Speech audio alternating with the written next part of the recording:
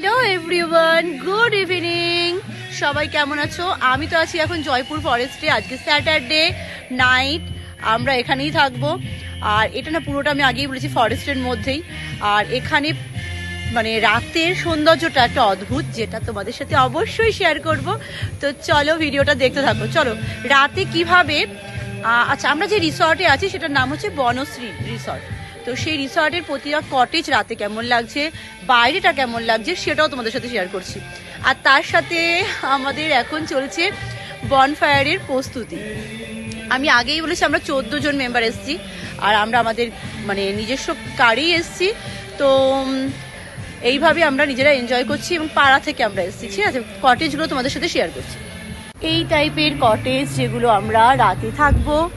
আর এই যে বাইরেটা একটা অদ্ভুত সৌন্দর্য, কারণ মানে এই রাতে একটা ফরেস্টের ভেতরে থাকার এই ফার্স্ট টাইম এক্সপিরিয়েন্স সত্যি ভালো। আর দেখো যেহেতু এটা মানে একদম মেইন রোডের ওপর, তো এই রিসর্টের ভেতরে যে ক্যাফেটা আছে সেই ক্যাফেতেও মানে লোকে আসছে। আর ওয়ান ডে রাইডের জন্য অনেকে এসছে, একদিন এসে একদিন ফিরে যাচ্ছে।